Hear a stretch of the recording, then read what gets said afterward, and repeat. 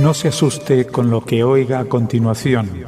Es el eco del pasado cuando empezaron las emisiones de Radio Sefarad a finales de enero del 2004 y cuyos informativos semanales hemos reunido para revivir lo que entonces pasaba desde la perspectiva de nuestro tiempo.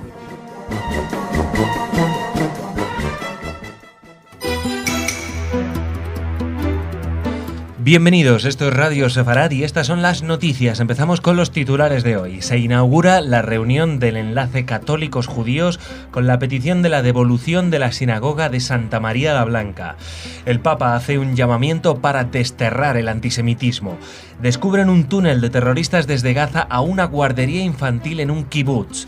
La ayuda europea a los palestinos se esfuma sin dejar rastro. Estas son las noticias y Jorge está aquí para comentarlas. Hola, Jorge. ¿Qué tal, Jordi? Luego, ya lo saben, viene Raquel con el espacio cultural, pero empezamos aquí en España. La 22ª reunión del Comité Internacional de Enlace Católico Judío, que empezó el domingo pasado en Madrid, es el primer encuentro entre el Vaticano y la máxima representación del judaísmo mundial que tiene lugar en nuestro país. El acto fue inaugurado por Isaac Querub, presidente de la Federación de Comunidades Judías de España, y el presidente de la Conferencia Episcopal Española, el cardenal Antonio María Rouco Varela, y en él intervinieron el representante de la Comisión de la Santa Sede para las Relaciones con los Judíos, el cardenal Kurt Koch, y la representante del Comité Internacional Judío de Asuntos Interreligiosos, Betty Ehrenberg.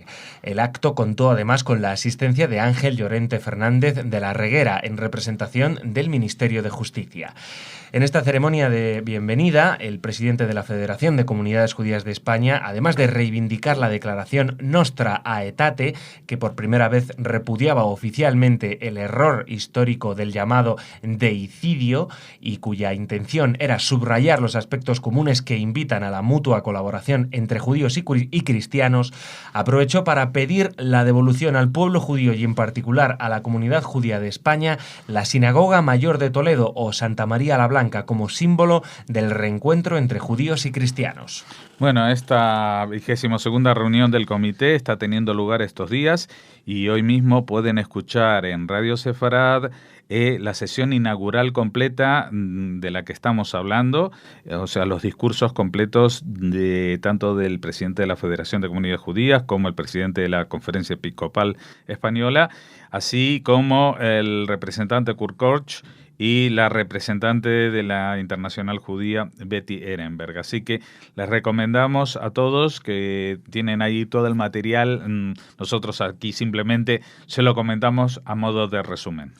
Y mientras, en el Vaticano, el Papa Francisco recibía el mismo domingo a la delegación de la Comunidad Judía de Roma, a los que saludó con un queridos amigos y shalom. En su saludo, el rabino jefe de la Comunidad Judía de Roma, Riccardo Di Segni, agradeció al Papa que les hubiera concedido este encuentro que han deseado como signo de continuidad y de novedad, a lo que el Papa respondió: como obispo de Roma siento especialmente cercana la vida de la comunidad judía de la ciudad. Sé que a ella, con más de 2000 años de ininterrumpida presencia, puede preciarse de ser la más antigua de la Europa occidental. Por tanto, desde hace muchos siglos la comunidad judía y la Iglesia de Roma conviven en nuestra ciudad, con una historia, lo sabemos bien, que con frecuencia ha sido atravesada por incomprensiones y también por auténticas injusticias. Pero es una historia que con la ayuda de Dios ha conocido desde hace muchos decenios ya el desarrollo de las relaciones amigables y fraternas. Y el Papa terminó con un que el antisemitismo sea desterrado del corazón y de la vida de todo hombre y de toda mujer. Bueno, nuevas declaraciones del Papa Francisco en el sentido del diálogo interreligioso, bastante más contundentes e interesantes, diría yo, incluso que las que se hacen a nivel más oficial en una reunión como la que está teniendo en Madrid, porque cada palabra suya pues se amplifica en todos los medios de comunicación y llega a todas partes. Y hay algo que realmente nos llena también de orgullo, no solamente el reconocimiento de que la lacra del antisemitismo, etcétera, sino que el reconocimiento incluso de que la comunidad judía de Roma es anterior a la comunidad cristiana en Roma, porque dice que lleva ahí más de 2000 años. Y por lo tanto, a pesar de que la convivencia no siempre ha sido fraternal, ahora sí que se tienden los lazos y se propaga la idea de unas relaciones verdaderamente amigables, así que una cosa complementa a la otra, lo que se está haciendo a nivel más institucional en estas reuniones en Madrid y lo que se hace a nivel más informal con declaraciones como las de ayer del Papa Francisco. Y nos vamos ahora a Israel. El ejército israelí descubrió la semana pasada un túnel cargado con explosivos, una de cuyas entradas termina en un parvulario del kibutz Ein Hashloshah, no lejos de la frontera con la Franja de Gaza. Se estima que el túnel fue excavado por terroristas palestinos para perpetrar un ataque de gran escala contra la guardería. La entrada del túnel se encuentra a 2,5 kilómetros de distancia en la aldea de Abasan al-Shagira, situada entre Yan Yunes y la valla fronteriza que separa el enclave costero de Gaza de Israel. En algunos tramos el túnel se encuentra a 15 metros bajo tierra, tiene iluminación, vías y pequeños vagones como para trasladar rápidamente a terroristas o eventualmente a un soldado secuestrado. Los expertos han señalado que se trata de uno de los túneles más sofisticados que hayan cavado los terroristas islámicos desde Gaza. El túnel posee numerosas entradas y se adentra en lo más profundo del territorio israelí, en una zona agrícola cercana a Ein Hashloshah, aunque se desconoce para cuándo estaba programado el atentado terrorista. Se estima que en su construcción se han utilizado más de 500 toneladas de cemento, un artículo cuya entrada a Gaza estaba restringida por Israel y que recibió por ello duras críticas internacionales. El túnel fue excavado en los últimos años con un objetivo aparentemente estratégico y reservado por el grupo extremista Hamas para la próxima ronda de violencia que se desate con el ejército israelí. Sí, todo el mundo se ha quedado asombrado, Jordi, y la prensa internacional está recogiendo testimonios de la obra que han hecho la gente desde Gaza, por llamarlo gente, porque todo esto, todo este entramado, toda esta obra faraónica, cuando ellos tienen a su población pauperizada en hospitales de cuarta categoría, etcétera, es para cuando venga bien cometer un atentado asesino contra niños. Y es cuando venga bien, o sea, si hay algo más premeditado, siempre se dice que la diferencia entre homicidio y asesinato es la premeditación. Pues esta premeditación que uno se reserva la carta grande para que cause todavía más dolor y que sea contra niños y que sea incluso cuando se está hablando de paz. Cuando hay conversaciones de paz. Pues esto es lo que está sucediendo en Gaza. No sabemos exactamente quién lo construyó, pero esto no se puede hacer sin el control de la autoridad máxima en Gaza. O sea, esto no puede ser que Hamas no lo sabía. Es más, tiene que ser obra de Hamas. O sea, no es obra ni siquiera de grupos como los yihadistas, etcétera. No, esto es una obra de alcance nacional para lo que es la Franja de Gaza. Todos los recursos se han dirigido a eso. 500 toneladas de cemento. Se han embargado, todo el mundo ha criticado los embargos de Israel, ha habido flotillas que han venido a desbloquear la pobre Gaza, que recibía, no recibía, se ha mostrado que los de Gazetier recibían todos los medicamentos y toda la comida y por contrabando les entraban los coches y los MP3 a través de Egipto. Pero lo que se quejaban era que no podían recibir cemento los pobrecitos. ¿Por qué? ¿Por qué no podían construir más casas y por qué no podían hacer hospitales? Pues no hacían ni hospitales ni nada. Para todo lo que destinaban, absolutamente todo el cemento, todo lo que compraban y todas las ayudas internacionales, entre ellas las ayudas europeas, vamos a decirlo con nombres y apellidos. Nosotros, españoles, estuvimos pagando este túnel, ¿vale? Porque la próxima noticia es que nadie sabe qué se hace con el dinero que se manda a los pobres palestinos de Gaza y de Cisjordania. Pues los de Gaza ya saben a qué lo destinan. A fabricar un túnel que cuando llega debajo, donde duermen los niños de parvulario, niños que todavía van a la escuela infantil, estimémoslo en niños de 0 a 6 años. ¿Qué les parece? Que ahí van a reventarlo todo. porque estaban con explosivos. Y también podían utilizarlo para raptar soldados, tipo Gilad Shalit, llevárselos porque esto tenían unas vagonetas dentro de unos raíles con unas vagonetas para desplazarse rápidamente, con muchas ramificaciones para que incluso si los perseguían no supieran por dónde se habían ido, etcétera, etcétera. Todo este entramado es de lo peor de lo peor, y perdonen que me irrite tanto, pero es que yo viví a escasos 1500 metros de donde está sucediendo esto. Y he oído hoy las declaraciones de la gente del kibutz en Asholosha, entre ellos muchos argentinos, que decían que ellos no están, que no les asombra lo que está pasando. Ellos mismos no les asombra porque se esperaban que los gazatíes y Hamás no estaban de brazos cruzados, que algo estaba pasando y a ellos les iba a tocar por arriba o por abajo. Y en este caso fue por abajo y por unas obras que estaban haciendo en el campo en donde ellos cultivan, pues se ve de forma fortuita con este túnel que estaba a mucha profundidad, pero que me imagino que en algunos tramos estará más cerca de la superficie, que es ya llegando al kibutz, que fue donde lo descubrieron. Y como anunciabas antes, Jorge, hablamos ahora de la Unión Europea y sus ayudas a Palestina. Un informe aún no publicado del Tribunal de Cuentas de la Unión Europea, con sede en Luxemburgo, ha observado que la ayuda enviada a los palestinos se habría malgastado, despilfarrado o desaparecido entre las redes de la corrupción. Bruselas transfirió entre 2008 y 2012 unos 2.300 millones de euros a los territorios de Cisjordania y Gaza, controlados por los palestinos, pero casi sin control de en qué se lo han gastado. Los inspectores europeos se quejan de la falta de medidas para reducir la corrupción o que dichos fondos no sean usados para otros fines que los previstos. Los auditores europeos que visitaron Cisjordania y Gaza notaron importantes fallos en la administración de los fondos enviados a esos territorios. Bueno, ahí tiene la respuesta. Ellos, estas noticias eran independientes, pero nosotros hacemos el 1+1, ¿vale?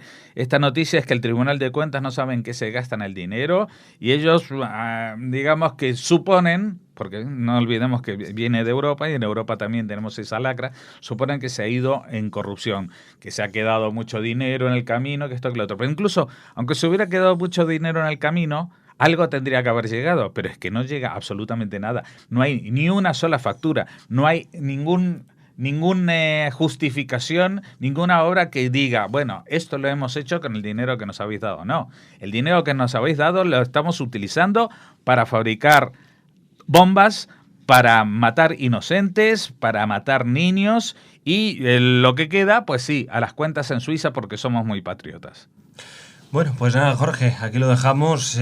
Ahora viene Raquel con las noticias culturales. Hasta mañana, Jorge. Hasta mañana. Y ahora ya saben, en un segundito está Raquel aquí.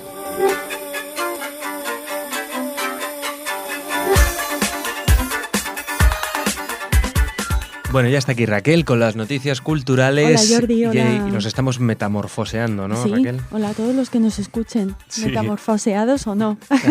Pero les recomendamos que se metamorfeen acudiendo el próximo 19 de octubre a la sala La Puerta Estrecha en Lavapiés, en Madrid, donde se presenta, como ya habrán adivinado porque somos así de sutiles y de ingeniosos, se presenta un montaje en torno a la metamorfosis de Kafka.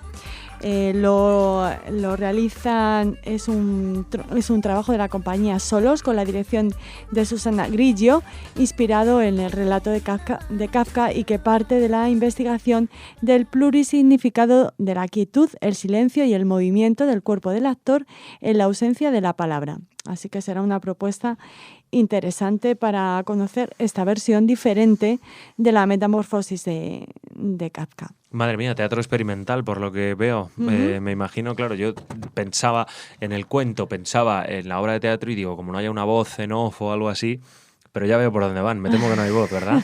Es un trabajo muy intenso del actor, la quietud y el silencio, pues bueno, evidentemente... Nos van a hablar más de este montaje en un próximo El Telón y la Estrella. Pues venga, yo no hago más suposiciones sin saber nada, pero vamos, ojalá que sea un trabajo estupendo. Es que seguro que lo es, vamos, quiero decir, pero ojalá que guste mucho a la gente que vaya a verlo. Jordi, ahora también nos encantaría que les gustara la siguiente noticia, que nos habla de una nueva propuesta turística en este intento por potenciar en España, en España, sí, por potenciar lo judío, en este caso en Zafra. Bueno, pues la iniciativa turística Zafra Sefardí mostrará la forma de vida de los judíos en la Zafra de los siglos XVI y XVII a través de una ruta por diferentes puntos del casco antiguo de esta localidad pacense. Con este proyecto, todos podremos disfrutar no solo de la cultura e historia, sino también de la gastronomía sefardí. Por ejemplo, el propietario del restaurante La Rebotica de Zafra será el responsable de presentar esta gastronomía. Para ello, y bueno, tras haber realizado un interesante trabajo de investigación, ofrecerá diferentes platos de la comida judía típica de la época, empleando para ello ingredientes y productos habituales en su cocina. Se colaborará también en esta propuesta turística con la participación de los vinos de una bodega, la de Fernando Toribio, que, pues ya saben, conocen la importancia del vino en la cultura judía. O sea que siempre que se hacen estas propuestas, pues se acude a una degustación de vino caser. Siempre lo comentamos aquí en Radio Sefarad. Cuando te estoy presentando las diferentes iniciativas, siempre dices, bueno, ¿y cuándo llegamos a la degustación, no? Bueno, pues en este caso es de vino caser. Es que gustan mucho, hombre, las presentaciones de vino. Bueno, Está muy rico el vino, claro. Pues queríamos traerles esta noticia de esta ruta gastronómica, cultural y turística que durará más o menos 2 horas y media y que contará también con participación de personajes que dramatizarán historias de cada uno de los puntos visitados. Así que muy interesante esta propuesta que nos llega desde Palencia, desde Zafra. Y hablando de propuestas interesantes, la que hizo este fin de semana pasado el Museo Sefardí, que abrió sus puertas gratuitamente coincidiendo con el Día de la Hispanidad, con el 12 de octubre. Y ya que hablamos de museos, por supuesto tenemos que recordarles que sigue expuesta esa muestra monográfica tan interesante dedicada al surrealismo y sueño que nos proponen desde el Museo Thyssen-Bornemisza. Empezó el 8 de octubre, se desarrollará hasta el 12 de enero, hablaremos de ella también con nuestra experta Alicia Perris, y ya saben que en ella, bueno, pues ahí por supuesto están presentes los grandes nombres del surrealismo y claro, para nosotros también son interesantes, por supuesto, Joan Miró, Marc Hems o Man Ray. Así que esa presencia judía en esta exposición tan interesante, bueno, pues es numerosa y muy importante. Hablaremos más de ella con Alicia Perris. También recordarles que a raíz de esta presentación, de esta muestra monográfica, se desarrolla también un ciclo de cine de carácter gratuito, el surrealismo y el sueño, que se desarrolla durante los fines de semana. Empezó el 12 de octubre y estará hasta el 12 de enero de 2004. La programación incluye, además de todas las películas cuyos fragmentos se proyectan en videoinstalaciones en las salas, bueno, pues otros títulos vinculados al surrealismo, como Recuerda, de Alfred Hitchcock. Ya saben que los decorados fueron diseñados por Dalí. Julieta de los Espíritus, de Fellini, Terciopelo Azul, de David Lynch, o Amanece, que no es poco, otra representación de lo que, bueno, se puede conocer de alguna manera como cine surrealista, al menos en la filmografía de José Luis Cuerda, que es el autor de esta película. Les recordamos, El surrealismo y el sueño, hasta el 12 de enero en el Museo Thyssen-Bornemisza. Bueno, Raquel, pues nada, a ver si consigues hablar con Guillermo Solana, que sabemos que es el director del Thyssen. Sí, pero vamos a hablar con Alicia Perris, como pues he comentado hace unos perfecto. Segunditos, sobre esta Alicia, exposición y otra en Mafre también vinculada al surrealismo. Alicia, nuestra experta en arte. Y bueno, pues nada, Raquel, que muchas gracias, nos has traído un montón de cosas. La verdad es que estoy alucinado con tanta propuesta cultural, ¿no? Sí, pero vamos, bien, no se aburren, desde luego, que nadie diga, no, es que no sé qué hacer, no, miren, hay muchas cosas que hacer. Gracias, Raquel, hasta mañana. Hasta mañana.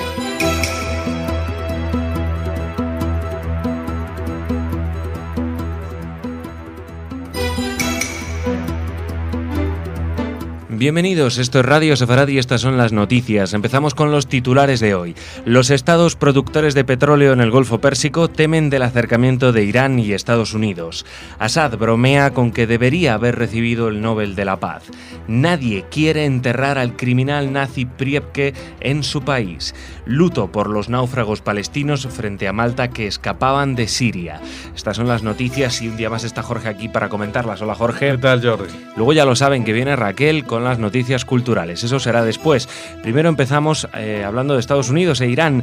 El presidente de Estados Unidos, Barack Obama, está considerando la posibilidad de permitirle a Irán mantener instalaciones de uranio enriquecido en su territorio, presumiblemente para propósitos pacíficos en el marco de un acuerdo con Teherán sobre su disputado programa nuclear.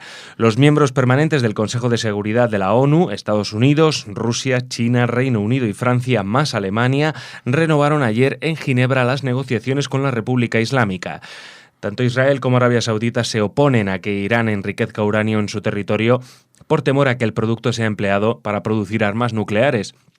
Por su parte, un grupo bipartidista de senadores norteamericanos le envió una carta a Obama señalándole que si Irán suspende todo el enriquecimiento de uranio, el Senado estadounidense acordaría suspender su proyecto sobre nuevas sanciones contra la República Islámica.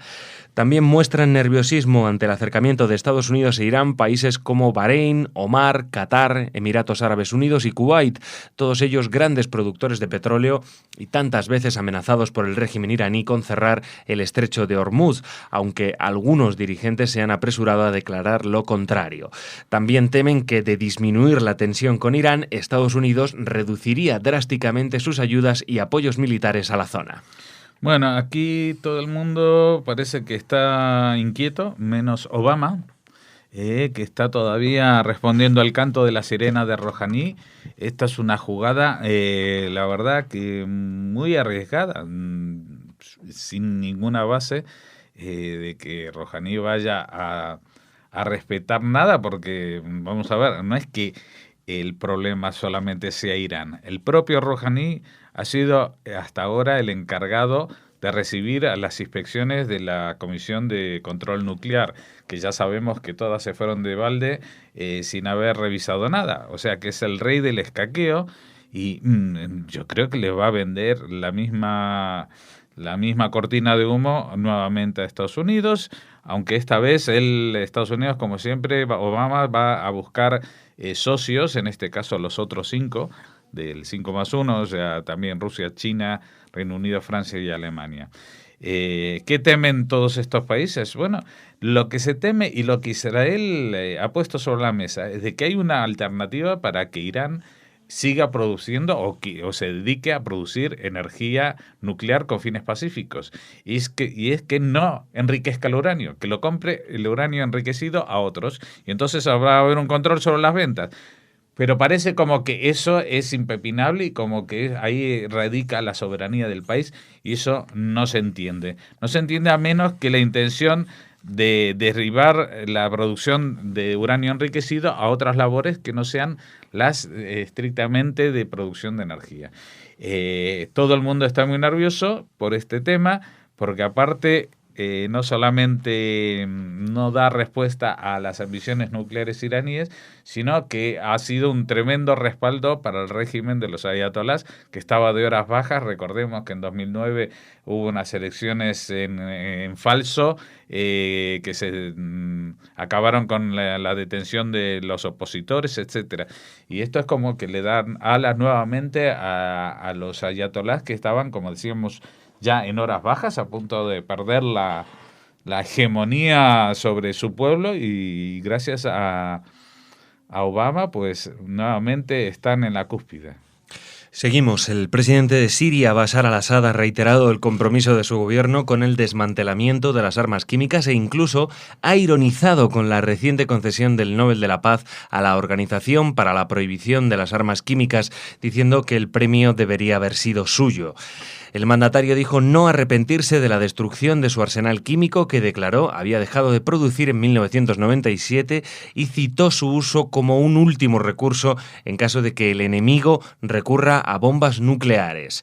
Para al-Assad, el efecto de las armas químicas es más psicológico que real, entre otras razones, porque considera que existen equipos más eficaces y las víctimas de estos ataques pueden ser atendidas con relativa facilidad, dando como ejemplo 5 soldados heridos en un ataque de la oposición en el que se utilizaron armas químicas, pudieron volver al campo de batalla rápidamente.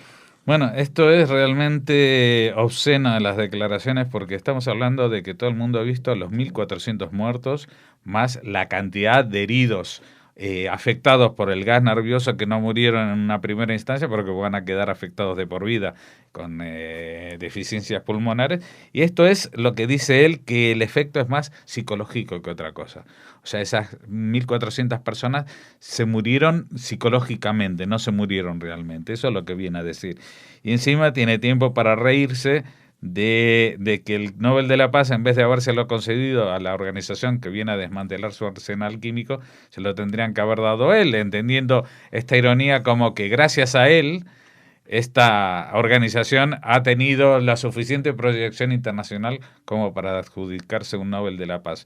Bueno, el Nobel de la Paz es un tema ya muy discutido y muy en cuestión últimamente.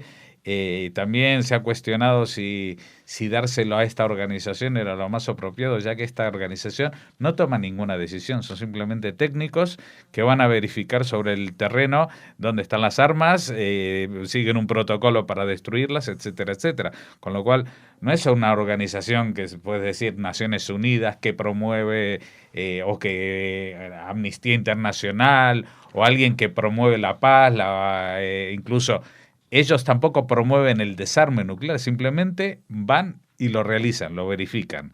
Así que también en este caso creo que con el Nobel de la Paz se han pasado y no han dado en la diana.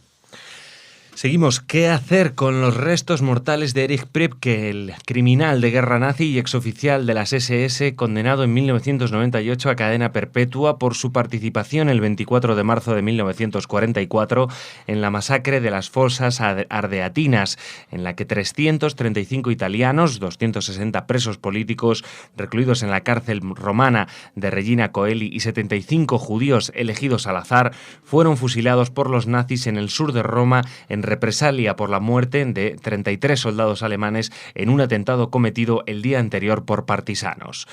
Priebke, que recientemente había celebrado su 100 cumpleaños, falleció el pasado viernes dejando un testamento en el que decía no arrepentirse de nada de lo que había hecho en su vida, negaba el Holocausto y defendía a ultranza el nacionalsocialismo. El problema ahora es qué hacer con este incómodo muerto. La familia del finado se encuentra en Argentina, país en el que, como otros exoficiales nazis, Priebke se estableció y donde fue detenido en 1995 tras asegurar el año antes en una entrevista al periodista estadounidense Sam Donaldson de la cadena ABC que había participado en la matanza de las fosas ardeatinas de 1944. Pero las autoridades argentinas ya han dejado claro que no quieren saber nada de él. En 1995, Priebke fue extraditado a Italia, pero a este excriminal nazi tampoco le quieren enterrar en Roma, con la oposición expresa del Ayuntamiento y Vaticano a que se celebre un homenaje fúnebre, y menos aún en vísperas del 70 aniversario de la deportación de los judíos del gueto de Roma. El presidente de la comunidad judía de Roma ha pedido que Priebke sea sepultado en su Alemania natal, pero en Henningsdorf, la localidad a pocos kilómetros al norte de Berlín donde nació, ya han hecho saber que no cuenten con ellos. El hijo del criminal declaraba con sarcasmo: por mí si queréis que sea enterrado en Israel, añadiendo: ¿por qué continúan tomándola contra alguien de una guerra que acabó hace 60 años? Pues señor Priebke, hijo, nos la seguiremos tomándola justamente porque usted hace esta pregunta y porque usted tiene todavía los bemoles de hacer bromitas sobre el entierro de su propio padre, al que dice que si quieren que lo entierren en Israel. Evidentemente no lo van a enterrar en Israel, evidentemente si algún día yo tuviera alguna influencia no dejaría que usted nunca pisase la tierra de Israel porque... No sé por qué, pero sus palabras me recuerdan mucho a su papaito y a su forma de actuar, y usted es otro de los que el gobierno argentino tendría que prohibirle desde ya, que cuando muera no lo entierren en la tierra argentina.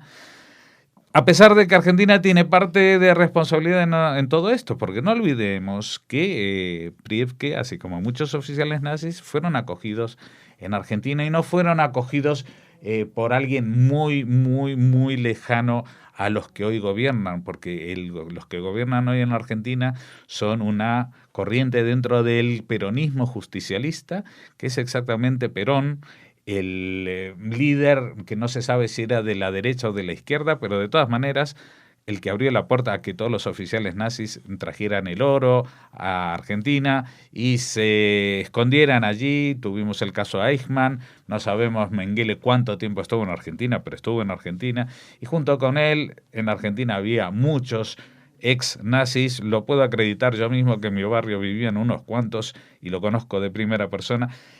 Así que ahora decirse que porque lo extraditaron en el 95 ya no tiene nada que ver Argentina, pues es una manera un poco, yo diría, un poco baja de quitarse encima algo tan incómodo como tener a Priebke enterrado en su país. Pero en algún sitio lo tendrán que enterrar, a menos que quieran hacerle el mismo funeral que a Bin Laden. Y terminamos de nuevo en Oriente Próximo. La Autoridad Nacional Palestina anunció ayer la cancelación de las ceremonias oficiales de la festividad del Eid el-Adha, el sacrificio, por el naufragio de un barco cerca de la costa de Malta en el que viajaban decenas de palestinos que escapaban del conflicto en Siria. Un total de 146 personas sobrevivieron al naufragio que se produjo el pasado viernes, mientras que se han recuperado 34 cuerpos sin vida y se estima que todavía hay cerca de 200 desaparecidos. Según la agencia oficial palestina Wafa, en el barco viajaban 375 personas, en su mayoría refugiados palestinos, y se cree que la mayor parte de los desaparecidos son niños. La gobernadora de Ramallah, Laila Ghanem, declaró hoy un periodo de luto oficial en el distrito de esta ciudad cisjordana por los hombres, mujeres y niños palestinos fallecidos en el trágico suceso. Pues aquí nosotros vamos a hacer un paréntesis de todas nuestras diferencias que pueden haber en el plano político, religioso, etcétera, con los palestinos, para sumarnos a su luto, porque cuando se producen estas tragedias no puede ser de otra manera, y también sumarnos a la indignación de lo que está pasando con estos barcos que atraviesan el Mediterráneo en condiciones terribles y que a veces se producen ellos mismos un naufragio para que los rescaten, como sucedió hace un par de semanas frente a Lampedusa, ahora en este caso frente a Malta. Lo único que tengo para decir, y tengo algo para decir, es que así como nosotros mandamos desde aquí nuestro pésame a las familias de todos estos palestinos muertos en este naufragio, se la mandamos a los que no eran palestinos, y nos hubiera gustado que el gobierno de Palestina también hubiera escrito, no declarado luto oficial, pero hubiera hecho una declaración mínima alguna vez cuando los muertos eran sirios, simplemente sin ser palestinos, porque no solamente eran personas, sino que eran personas de su propio pueblo, árabes como ellos. Bueno, Jorge, pues muchas gracias. Mañana volvemos aquí a tenerte en las noticias. Ya saben que ahora viene Raquel con el espacio cultural.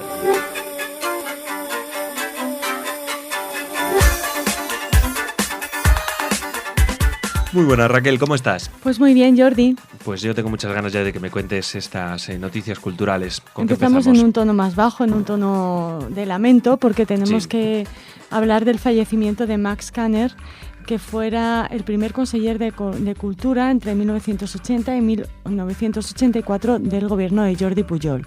Él ha fallecido a los 76 años de edad. Kanner nació en Bad Godesberg, en Alemania, en 1936, o sea que es un niño de la Shoah, es un superviviente, emigró con su familia muy rápido después de su nacimiento. Y en la cultura catalana ha jugado un papel fundamental. Él contribuyó a la promoción de la gran enciclopedia catalana, y de 1985 a 1987 y del 92 al 94 fue presidente de la Universidad Catalana d'Estiu, la UCE.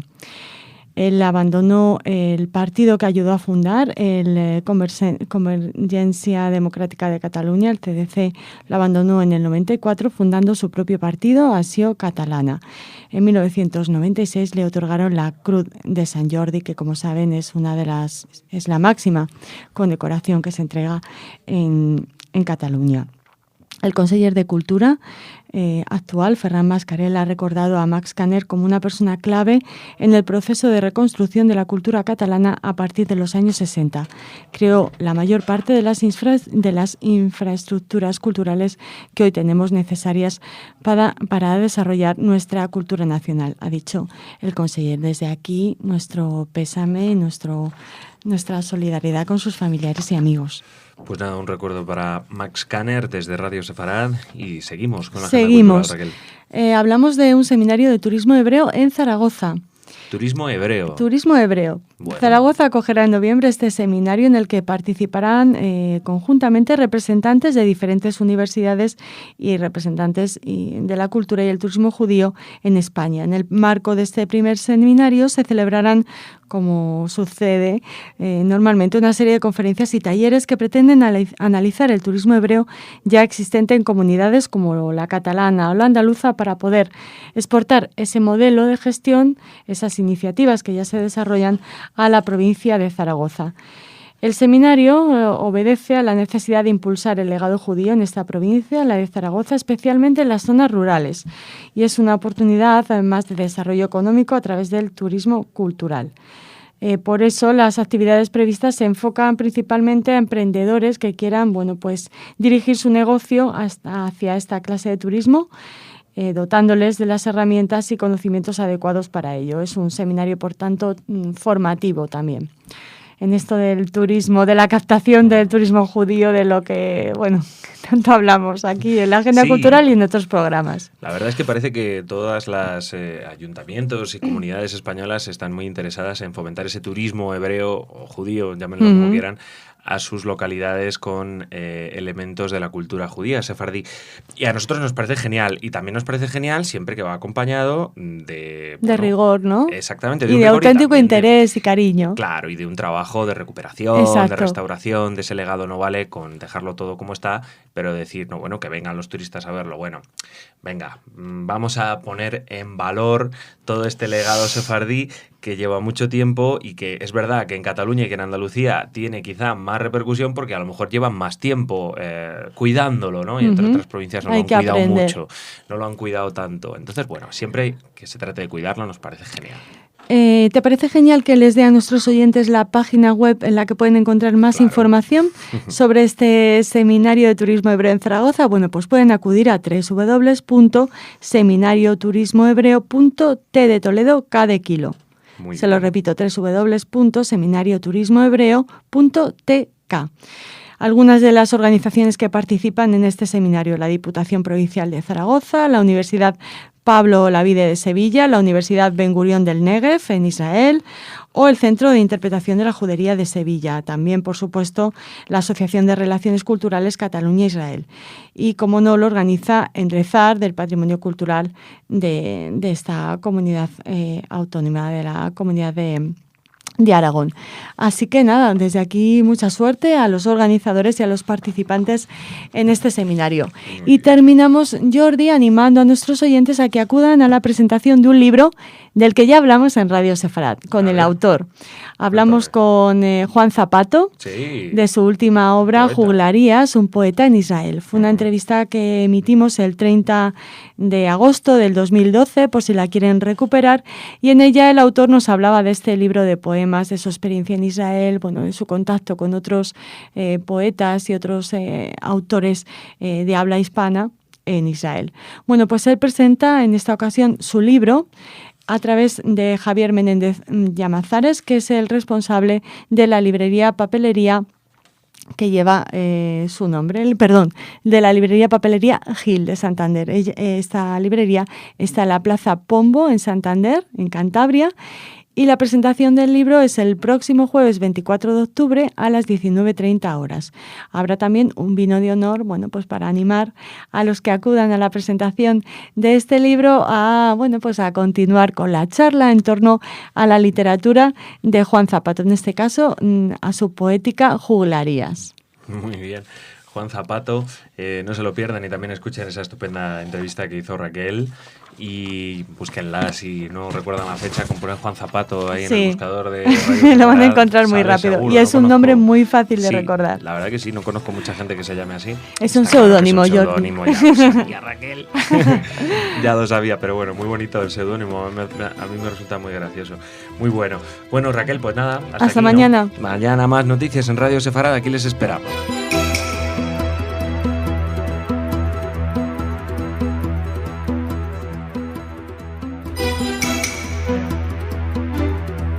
Bienvenidos, esto es Radio Sefarad y estas son las noticias. Empezamos con los titulares de hoy. Altercados con neonazis en los funerales de Pripke en Italia. Estados Unidos rebaja las expectativas de negociaciones con Irán. Expertos rusos concluyen que Arafat no murió por polonio. Y liberados algunos de los cooperantes de Cruz Roja Internacional secuestrados en Siria. Estas son nuestras noticias para hoy y Jorge está aquí, como siempre, para comentarlas. Hola, Jorge. ¿Qué tal, George? Luego ya saben, viene Raquel, como siempre también, con las noticias culturales. Y empezamos hablando de Erich Pripke, los funerales por el excapitán de las SS que debían celebrarse ayer en una iglesia tradicionalista de la localidad romana de Albano Laziale han tenido que ser suspendidos por los disturbios registrados en la zona donde se han concentrado muchos simpatizantes neonazis. El prefecto de la ciudad ha prohibido la entrada a la capilla donde se estaba celebrando el funeral por el rito tridentino preconciliar a un grupo de ultraderechistas para evitar que la ceremonia se convirtiera en una exaltación nazi. El sacerdote ha suspendido el funeral y ha abandonado el lugar, y no se sabe si el funeral proseguirá en algún momento. Los restos mortales de Pripke, uno de los principales responsables de la matanza de las fosas ardeatinas el 24 de marzo de 1944, llegaron a bordo de un vehículo fúnebre a la localidad de Albano Laziale, escoltados por 6 coches, lo que creó altercados protagonizados por los vecinos de la localidad que se negaban a recibir el cadáver. La gente gritaba asesino y verdugo al paso del vehículo fúnebre, al que también propinaban patadas y puñetazos. La iglesia tradicionalista forma parte de la Fraternidad San Pío X, fundada por el obispo cismático francés Marcel Lefebvre y de gran predicamiento entre ciertos sectores vinculados a la extrema derecha. Como comentábamos ayer, aún se desconoce el lugar donde recibirán sepultura los restos de Pripke, aunque el presidente del Congreso Judío Mundial, Ronald Lauder, ha propuesto que el cuerpo del exoficial nazi sea incinerado y las cenizas desperdigadas en una localidad desconocida. Bueno, sí, este es lo que comentábamos ayer, que había un problema para enterrarlo y también hay un problema para hacer los funerales, porque se ha convertido en una especie de bandera de reivindicación nazi.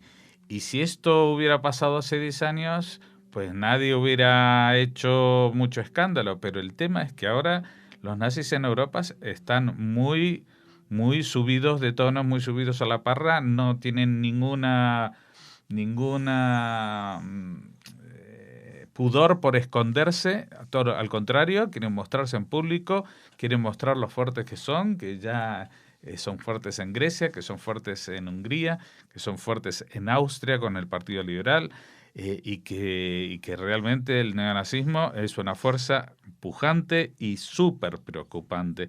Y entonces el tema es que a esto se suma todo, porque de pronto ellos sacan a la luz también esta corriente del preconciliar, que hacen las misas en latín solamente. O sea, todo lo que se reformó de la Iglesia en los últimos 60 años, ellos lo niegan y son, digamos, no conservadores, sino reaccionarios, en el sentido de que niegan todo lo que pasó en los últimos 60 años, entre esas cosas, por ejemplo, la derrota del nazismo y el fascismo, ¿no? Y añoran esos días, pero no son 4 locos. No son 4 locos, son muchos más gatos y son muy, muy peligrosos y cada vez son más. Hay problemas con los funerales, hay problemas con el entierro y el tema también es que este Pripke ha hecho algo que también hace 10 años igual ninguno de estos criminales nazis hubiera hecho, que era mantenerse fiel a sus convicciones nazis, no pedir perdón ni retractarse de absolutamente nada y seguir altivo y despreciativo hacia el mundo entero porque sabe que cuenta con apoyos crecientes. El gobierno de Estados Unidos trató de rebajar las expectativas ante las negociaciones nucleares con Irán que concluyeron ayer en Ginebra al afirmar que no espera que resulten en un gran avance pese a las señales positivas de Teherán. Las potencias del Grupo 5+1, Estados Unidos, Rusia, China, Francia, Reino Unido y Alemania, cerraron en Ginebra su ronda de negociaciones con Irán, cuyo ministro de Exteriores, Mohammad Javad Zarif, presentó una nueva propuesta de su país para aliviar las inquietudes que suscita el desarrollo de su programa nuclear. El secretario de Estado estadounidense, John Kerry, mantuvo una conversación telefónica con el ministro de Exteriores saudita para explicarle que si Estados Unidos ve que se abre una puerta diplomática en su negociación con Irán, es su responsabilidad aprovecharla. Bueno, cuando ustedes escuchen esto, habrá cerrado esta cumbre y seguramente pues habrá habido una declaración oficial final a la que nosotros en el momento de grabar este noticiero tampoco hemos tenido acceso, con lo cual no sabemos exactamente qué es lo que dirán finalmente, pero si hasta 5 horas antes del cierre pues tampoco han llegado a grandes cosas, no creo que la declaración final vaya más allá de una declaración de intenciones, de un papel diplomático que no va a tener mayores trascendencias. Seguramente va a ser muy parecido al discurso de Rouhani en Naciones Unidas, que no dice nada, pero que todo el mundo se queda muy entusiasmado. Y seguimos. Expertos rusos concluyeron que el extinto líder palestino Yasser Arafat no fue envenenado con polonio, aunque la Cancillería de Rusia declaró que es la autoridad palestina la que debe hacer públicos los resultados de la investigación forense. El jefe de la Agencia Federal Médico-Biológica de Rusia así lo aseguró, en contra de la opinión de un grupo de científicos suizos. Lo que no descarta la investigación suiza es que las pertenencias de Arafat en las que se hallaron rastros radioactivos de este elemento no hayan sido contaminadas en fecha posterior a su muerte. Claro, y el tema es quién y con qué interés podría haber contaminado con rastros radiactivos de una cosa tan rara y tan difícil de conseguir como el polonio, unos objetos de alguien que ya estaba muerto y para decir que ha sido envenenado con polonio. Entre otras cosas porque al final los científicos iban a descubrir que no murió envenenado con polonio como se venía diciendo de Arafat. Entonces, ¿qué sentido ha tenido toda esta movida? Pues habrá quien vea en esto seguramente intereses políticos oscuros entre la autoridad palestina, no sé qué, no sé cuánto. Yo creo que es algo más sencillo, que es que la viuda de Arafat se quiere vengar de la autoridad palestina porque le cerró el grifo de la herencia de los millones y millones y millones y millones de dólares que el raíz, el gran líder de los palestinos, le robó a su propio pueblo de la ayuda que le dio Europa. Todo eso se lo llevó a Suiza, unas cuentas, y por eso también los suizos son los que están investigando y siguen diciendo no, a Arafat lo mataron, porque ahí hay una connivencia de los bancos suizos con la mujer de Arafat y todo el tema de la herencia. Así que yo creo que más allá de crear una leyenda que quedará por el resto de los siglos, porque ya da igual lo que demuestra la ciencia, la gente que quiera creer que a Arafat lo mataron los israelíes, pues nada, lo van a seguir creyendo, aunque aparezca Arafat en una película en que su hijo el Abu Mazen lo está acuchillando, no importa, siempre van a ser los judíos. Y terminamos con la última noticia. Un grupo de milicianos armados no identificados capturó el domingo a 7 empleados del Comité Internacional de la Cruz Roja que habían acudido a repartir material médico de emergencia en el noroeste de Siria. 6 eran extranjeros y el 7º era un voluntario de la Media Luna Roja de nacionalidad siria. 4 de ellos, 3 extranjeros y el sirio, han sido liberados y se encuentran sanos y salvos, según ha informado Cruz Roja. El secuestro pone de manifiesto lo complejo de la labor de los organismos internacionales en zonas controladas por los opositores sirios, que en los pasados meses han quedado extremadamente fragmentados debido al refuerzo entre sus rangos de grupos armados yihadistas integrados en su gran mayoría por extranjeros. Las milicias rebeldes más radicales han secuestrado a religiosos cristianos, periodistas, cascos azules de Naciones Unidas desplegados en los altos del Golán y ahora a los trabajadores de Cruz Roja, que el 10 de octubre habían viajado en un convoy a inspeccionar las condiciones sanitarias en las localidades de Sarmin e Idlib y a entregar material médico, como decíamos. La televisión oficial siria culpó del secuestro a grupos armados terroristas, con el término general que suele emplear para referirse a todos los opositores levantados en armas. El secuestro de los empleados de Cruz Roja es también un factor a tener en cuenta para los inspectores de la Organización para la Prohibición de las Armas Químicas, los ganadores del Nobel de la Paz, que tras realizar un inventario de los arsenales de armas químicas del régimen sirio, deberán proceder a su destrucción, algo que implicará negociar diversos alto el fuego con las milicias rebeldes para entrar en o atravesar zonas controladas por ellas. Sí, Jordi, este es el tema, porque ahora, después de que vayan a recibir a Oslo su medallita, pues esta gente igual no pueden hacer su trabajo.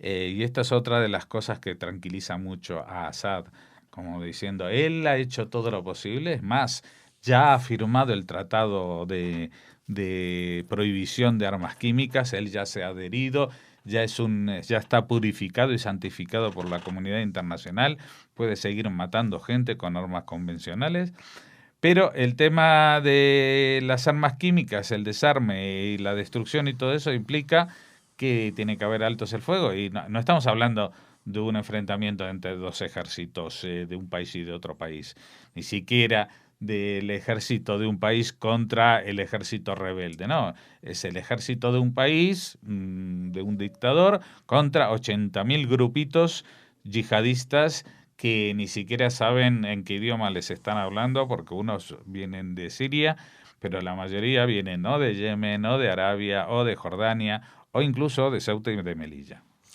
Bueno, gracias Jorge, mañana te volvemos a tener aquí y ahora ya saben que viene Raquel con la agenda cultural.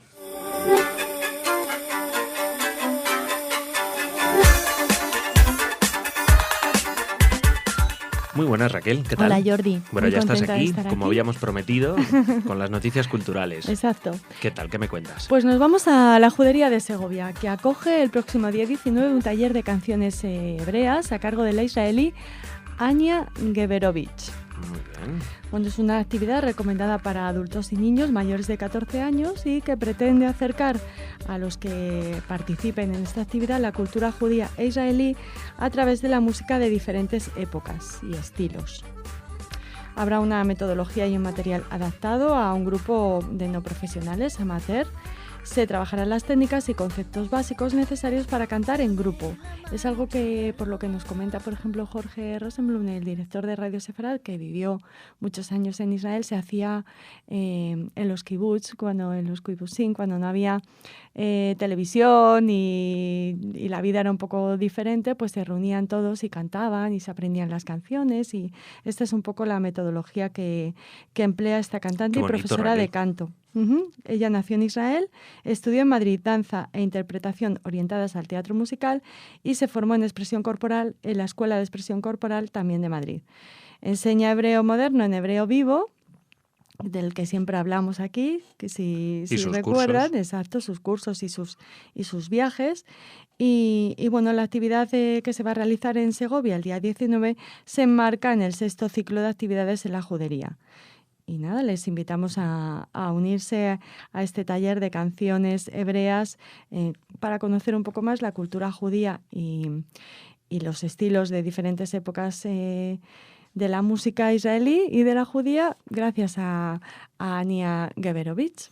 Pues miren, ahí en Segovia, si están allí y les gusta la música, pues pueden conocer una música que seguro que no conocen, al menos no es tan popular como, por ejemplo, se me viene a la mente la música norteamericana, ¿no? Por ejemplo. Por ejemplo. No, te lo digo porque, por ejemplo, la radio, pues si lo piensas, vivimos, salvo la música española que pueda haber.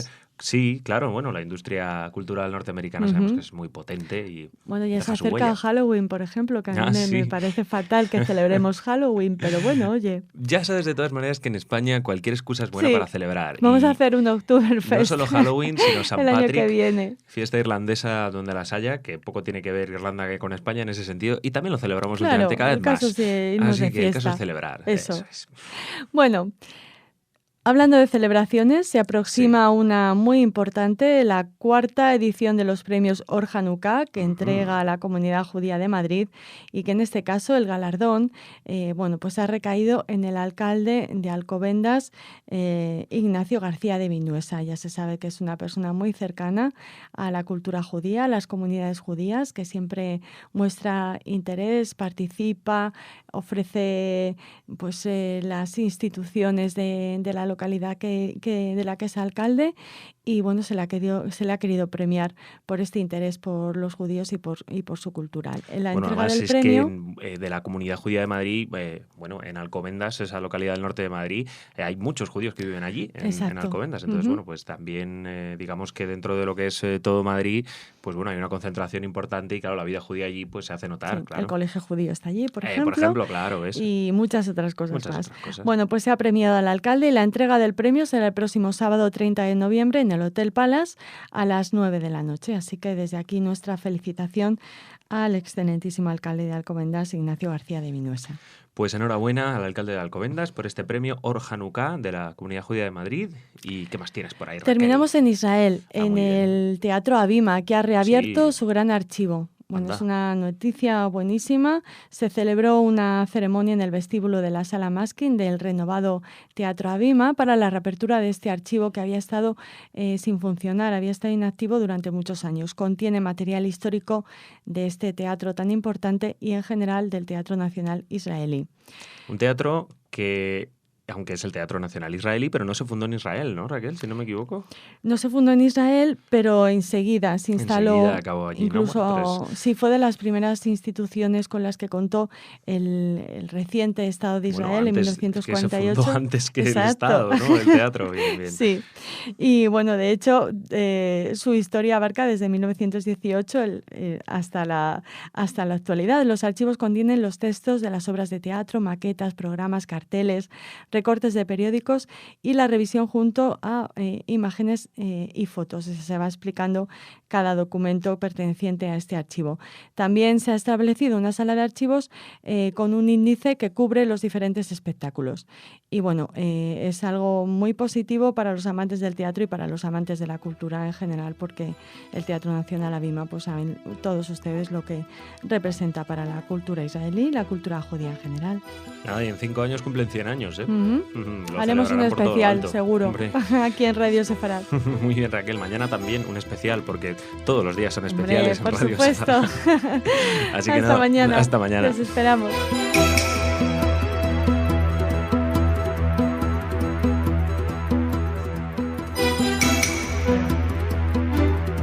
Bienvenidos, esto es Radio Sefarad y estas son las noticias. Empezamos con los titulares de hoy. Turquía reveló a Irán la identidad de varios espías a favor de Israel. Pérez exhorta a Netanyahu a tomar la iniciativa de las conversaciones de paz. Mensaje papal con motivo del 70 aniversario de la deportación de los judíos de Roma. Y 11 menores judíos detenidos por agresiones contra propiedades árabes. Estas son las noticias que vamos a desarrollar y las va a comentar Jorge. Hola, Jorge. ¿Qué tal, Jordi? Luego ya saben que viene Raquel con las noticias culturales, pero empezamos hablando de Turquía. El diario The Washington Post ha revelado que tras los incidentes durante el abordaje a la nave Mavi Marmara en 2010, durante la llamada crisis de la flotilla a Gaza, Turquía reveló a la inteligencia de Irán la identidad de una decena de iraníes que presuntamente espiaban para Israel. La acción tomada por Turquía implicó una importante pérdida de inteligencia y un intento de darle una bofetada a los israelíes, tomada por el propio primer ministro Recep Tayyip Erdogan. De acuerdo con el informe, el servicio de inteligencia israelí Mossad manejaba desde el territorio turco una red de espionaje sobre Irán. El jefe de los servicios secretos turcos es considerado por Israel como parte de la inteligencia iraní. Esta acción explicaría el rechazo inicial del primer ministro israelí Benjamin Netanyahu de pedir disculpas al mandatario turco por las muertes durante el incidente en el Mavi Mármara. Según ha trascendido, esta decisión habría tomado por sorpresa al Mossad, tomando en cuenta que durante medio siglo había disfrutado de una relación de cooperación con Turquía. Bueno, de momento la noticia la publica el Washington Post, según un informe, una investigación propia, y seguramente tiene bastantes visos de ser cierta, entre otras cosas porque no se ha sabido hasta ahora. Y la verdad que es de una gravedad increíble, porque no es exactamente... Es como mandar a la muerte a la gente, y aparte en un tema tan sensible como el de la energía nuclear desarrollada con fines bélicos. O sea, la rabieta de Erdogan con el tema de la flotilla le pudo más que cualquier dosis de raciocinio al frente de un país, porque si tú estás colaborando, tus servicios de inteligencia colaboran con los de Israel durante mucho tiempo, incluso durante la primera época de Erdogan seguía siendo así hasta el año 2010, pues no puedes de pronto por la rabieta condenar a la muerte a toda esta gente. Bueno, pero aparte de condenarlos a la muerte es tirar abajo todo un plan que estaban poniendo en práctica el Estado israelí para saber exactamente el alcance del plan de investigación atómica en Irán.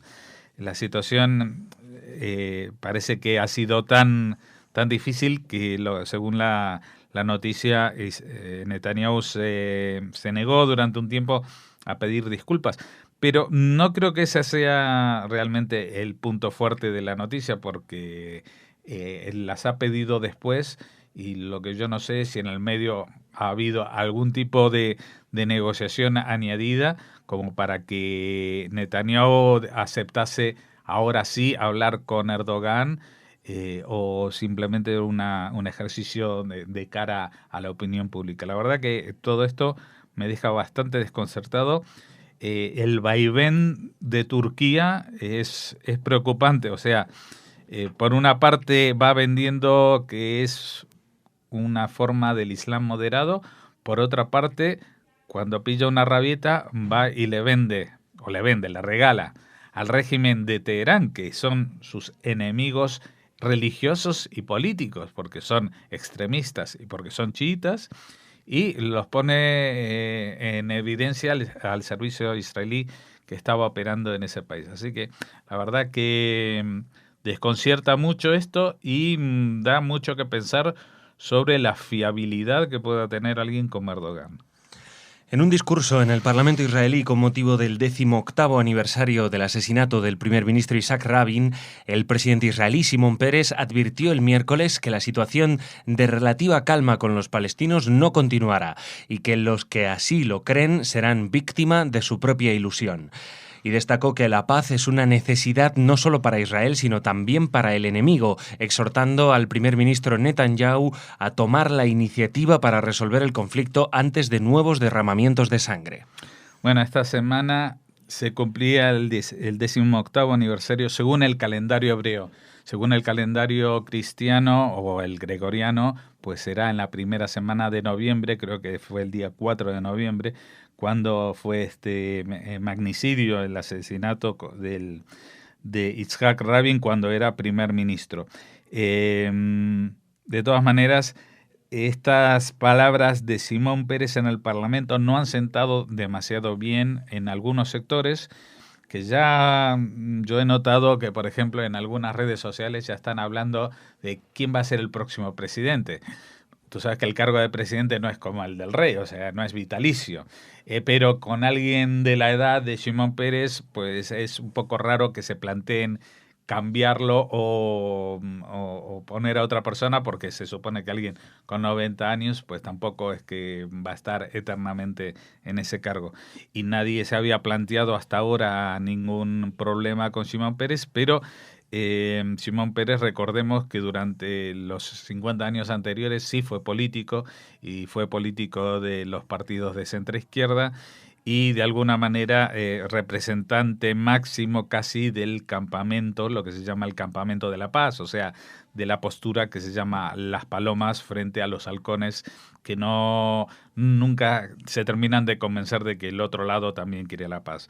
Shimon Peres es un convencido y insta y exhorta al primer ministro Netanyahu a acercarse más en estas negociaciones, cosa que desde la propia coalición de gobierno, pues hay gente que ha sentido cierto malestar que un jefe de Estado se posicione al respecto. Y seguimos en un mensaje enviado en ocasión de la conmemoración del 70 aniversario del envío a los campos de concentración de los judíos de Roma. El Papa Francisco afirmó que es necesario tener siempre presente el destino, el dolor y la desesperación de los deportados judíos para no olvidar. El mensaje del pontífice argentino fue leído ayer en la sinagoga de Roma en ocasión de la conmemoración de la deportación el 13 de octubre de 1943 de cerca de 1.000 judíos romanos al campo de concentración de Auschwitz, y del que solo volvieron 16 personas. Conmemorar la deportación de los judíos romanos, añade el mensaje del Papa, significa crear una memoria futura, un llamamiento a las nuevas generaciones para que no se dejen arrastrar por ideologías y no se baje la guardia ante el antisemitismo y el racismo. El Papa también recibió ayer a Enzo Camerino, uno de esos 16 judíos que sobrevivieron a los campos de concentración y pudo volver a casa. Bueno, me gusta este acto, cómo se está significando el Papa en su relación con los judíos, en su relación con el Holocausto, e incluso me gusta mucho una frase que está citada, o sea, que la dijo él, que hay que crear una memoria futura. Yo me quedo con eso. Hay que hacer este llamamiento para que la gente joven no se deje arrastrar por ideologías, no baje la guardia del antisemitismo y el racismo.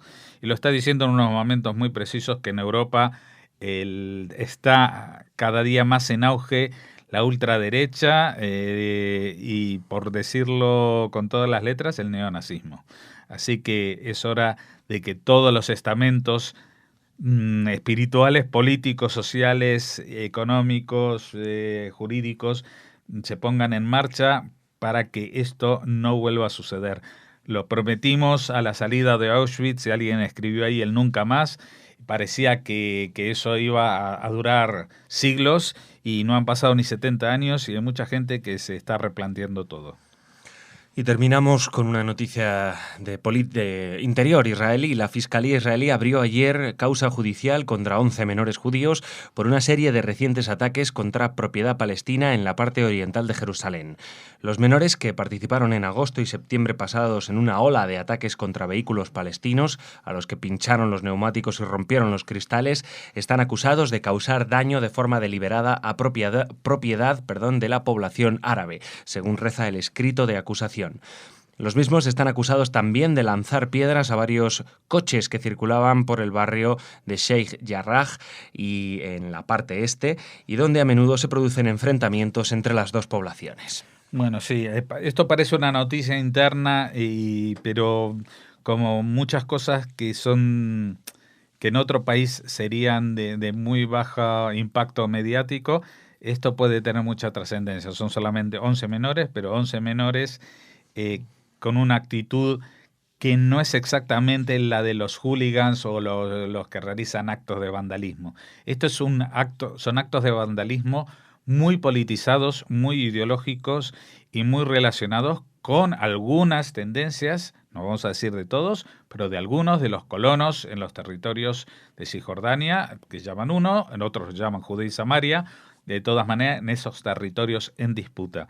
Estos colonos muchas veces están sometidos a este tipo de terrorismo de baja intensidad, con el lanzamiento de piedras, etcétera, etcétera, y últimamente han decidido actuar bajo la ley del talión y aplicar lo mismo al lado contrario, o sea, también lanzar piedras contra los coches árabes o atacar y vandalizar, y todo ello bajo una marca nueva que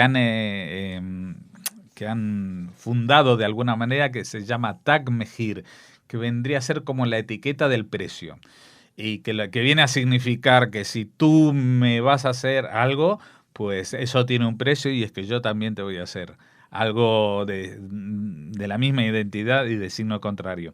Como digo, esto podría ser una noticia menor en cualquier otro país, pero en Israel 11 menores de colonos y que no son hooligans, sino gente que responde a un movimiento en marcha, seguramente obtendrán un respaldo masivo. Habrá manifestaciones para que los dejen libres, para que no los juzguen, etcétera, etcétera.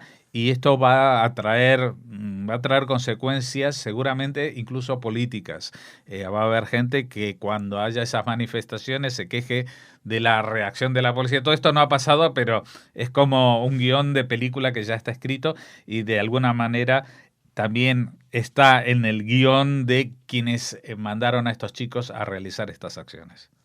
Bueno, Jorge, pues aquí terminamos la semana. Shabbat Shalom. Shabbat Shalom, hasta el martes en mi caso, y vosotros ya seguís aquí con las culturales y con las del lunes. Así es, ya nada, ahora en un segundito viene Raquel.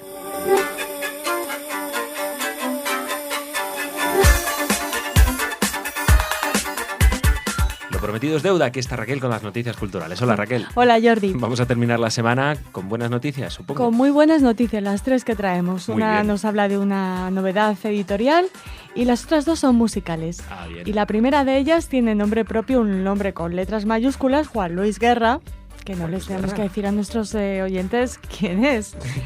Pero dices el cantante. Juan Luis Guerra, el cantante dominicano, Claro. el rey de la salsa, la batata, el merengue, Sí. la la.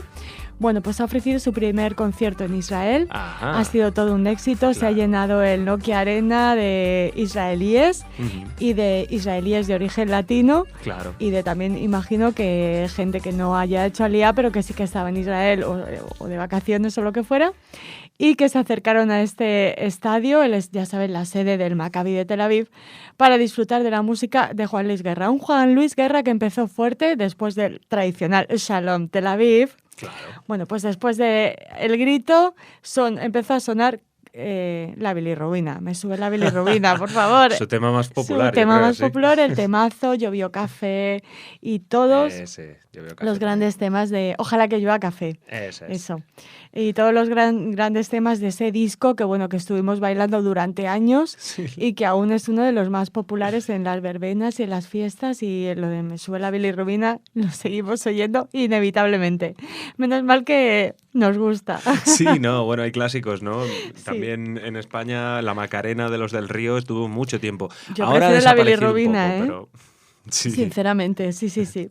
Bueno, pues eso, que fue un exitazo de concierto. El primero, ya les decimos, que ha ofrecido Juan Luis Guerra en su dilatada carrera en Israel, y seguro que repite porque bueno, eso fue maravilloso para él. Lo ha comentado, y además, bueno, pues ha disfrutado especialmente de que se realizara en Tierra Santa. Ya saben que es alguien muy próximo a lo espiritual, Juan Luis Guerra.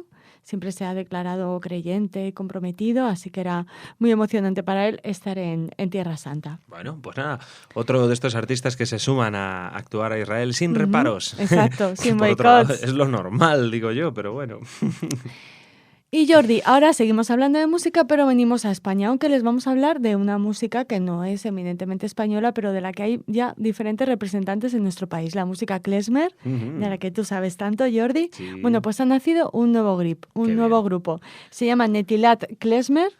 Son 5 músicos profesionales de Lucena, ya saben, la perla de Sefarad, en Córdoba. Y bueno, se han unido formando este grupo que contará con guitarra, percusión y batería, piano, clarinete y violín. Claro, clarinete y violín muy klezmer. Claro, muy imprescindible. Si no, pues eso, no podría ser klezmer. Bueno, no lo sé, pero ¿hay alguna composición klezmer que no lleve violín o clarinete? Lo Pues, dudo, ¿no? hombre, a lo mejor alguna más moderna de estas nuevo klezmer, que si es una inspiración solamente del klezmer antiguo, pues sí, con piano. Pero es verdad que el acordeón también es otro instrumento muy klezmer Sí. que podría estar sin clarinete y sin violín. El acordeón, el címbalo también. Pero bueno, en principio lo normal, los Un reyes violín. son el clarinete y el violín. Ambos Seguro. dos, sí, sí. Bueno, pues estos 5 músicos de Lucena que han creado este grupo Netilat Klezmer van a fusionar la música sefardí, el jazz, el flamenco y las influencias clásicas para crear este grupo dedicado eminentemente al klezmer. Lo van a presentar el próximo 18 de diciembre con motivo de la celebración del segundo aniversario del reenterramiento de los restos hallados en la necrópolis judía de Lucena, con un concierto especial donde siempre se celebran estas cosas en Lucena, en el Palacio de los Condes de Santa Ana, en el que contarán con la colaboración del coro Eli Osana. Ya saben, este coro que ha nacido al calor de la incorporación de Lucena a la red de juderías y que ya ha llevado a cabo muchos conciertos con muchísimo éxito también. Así que se unirán tanto Netilat Klezmer como el coro Eli Osana para ofrecer este concierto el 18 de diciembre. Ya se lo recordaremos cuando se acerque la fecha. Así que muy bien, bienvenidos al universo musical klezmer, a los Netilat. Nos gusta porque, hombre, sí hay algunas bandas españolas de klezmer, como se me viene a la mente Trivium Klezmer, por ejemplo, pero no son muchas, son poquitas. En España, quizá la música sefardí, tampoco creas que tanto, pero vamos, son pocas las bandas. En Europa está triunfando más la música klezmer y, bueno, nos alegramos de que haya proyectos como este. A ver si hablamos con ellos. Yo creo que o Jorge o yo seguramente conseguiremos hablar con ellos. Segurísimo. Y a ver si también tienen la posibilidad en estos tiempos tan difíciles de grabar, ya no te digo un disco, pero al menos algunas canciones para poder escucharlas también aquí en Radio Sefarad. Vale, es una promesa, ¿no, Jordi? Bueno, sí, es que ya sabes cómo están las cosas hoy en día. Grabar un disco es caro y ya no se venden discos, entonces es complicado. A lo mejor su objetivo es dedicarse a los conciertos en directo, pero bueno, igualmente aplaudimos este proyecto y esta iniciativa. Y también esperamos que de primera mano, de primera voz, nos cuenten bueno, cómo van a desarrollar el concierto, qué repertorio tienen pensado dar, en fin, a ver si hablamos con ellos. Seguro que lo conseguimos. Bueno, y continuamos en la agenda cultural del informativo. Ya saben que siempre que podemos nos gusta hablarles de una novedad editorial, de esos nuevos títulos que aparecen en el mercado para los fines de semana, que se tiene más tiempo que dedicar a la lectura. Ahora ya con mantita en el sofá, bueno, apetece mucho. De nuevo es Editorial Periférica, la protagonista de esta recomendación, una editorial que nos encanta, que recupera títulos muy interesantes, que nos presenta nuevos autores, y este es el caso de Franz Kain. Desde Periférica nos llega El camino al lago desierto. Es una novela que nos habla del después de la Segunda Guerra Mundial, de qué les pasaba o qué sucedía con los jerarcas nazis cuando ya la derrota era inminente, la derrota del Tercer Reich, y muchos de ellos intentaban huir o de los rusos o de los aliados, en fin, de las represalias que iban a experimentar por el papel que habían jugado los años pasados. Este es lo que le sucede al protagonista de esta novela, Ernst Kaltenbrunner, quien fue un nazi que rápidamente hizo carrera en el nuevo régimen de Hitler. En 1943 llegó a ocupar el puesto de director del Departamento Central de Seguridad del Reich. Ya solo el nombre da muchísimo miedo. Pues sí. Convirtiéndose así en mano derecha de Heinrich Himmler, que nos da... Bueno, no hay que presentar a este terrorífico personaje que, como saben, les recordamos, es el artífice de los campos de concentración y principal autor del exterminio de los judíos. Cuando el colapso militar de Alemania ya era inevitable, Kaltenbrunner emprendió la huida a una región alpina de Austria, la Salzkammergut, que es hoy uno de los destinos turísticos más importantes del país, acompañado de 2 ayudantes y guiado por un cazador de la comarca, para esconderse en un refugio de montaña hasta que pasara el temporal y pudiera reintegrarse en la vida civil. Ya como colaborador de los aliados, en un presumible enfrentamiento contra la Unión Soviética, ya ofreciendo sus servicios a los conservadores austriacos en la lucha contra el peligro comunista. Esta es la novela que nos habla de este viaje, de este camino al lago desierto, y también nos presenta al autor Franz Kain, que es uno de los grandes olvidados de la narrativa moderna en lengua alemana. Les hablamos brevemente, les damos algunas notas biográficas de este autor que falleció en 1997. En 1941 fue detenido por la Gestapo para ser condenado a varios años de cárcel y finalmente fue destinado a un batallón de castigo que operaba en el norte de África. Allí cayó preso del ejército norteamericano y permaneció en cautiverio hasta 1946. Tras la guerra fue corresponsal, fue periodista, escritor y, como nos comentan desde Periférica, un autor a reivindicar. Por eso lo traen a España con su libro El camino al lago desierto, que les recomendamos y del que ya hablaremos más extensamente en un próximo Marcapáginas. Pues un camino diferente el que tomó este nazi, porque bueno, muchos fueron a América, ¿no? Quizá la mayoría, y bueno, este hombre decidió hacer algo que en verdad, bueno, otros también lo hicieron, como es el de disfrazarse de anticomunista siendo realmente un nazi o un fascista, ¿no? Bueno, anticomunista los nazis era seguro, ¿no? Sí, pero ¿qué quiero decir? Como en ese momento, cuando Estados Unidos y Rusia en los años 50, ¿no? empiezan esa guerra fría, ¿no? Y en la que, pues, me refiero, por ejemplo, a Franco. Franco hizo la misma jugada, ¿no? En un momento que hablabas de los nazis, perdona. No, bueno, pero en un momento dado pasó de ser fascista, a yo, no, estoy del lado de los anticomunistas, ¿no? Y entonces, bueno, todo cambia, ¿no? Pero el que es fascista lo es para siempre, ¿no? No hay duda de eso. O nazi. Bueno, Raquel, no me enrollo más. Que tengas un buen Shabbat Shalom. Shabbat Shalom, buen fin de semana. Buen fin de semana, quería decir. Nos oímos en las noticias de los lunes. Eso es, hasta el lunes.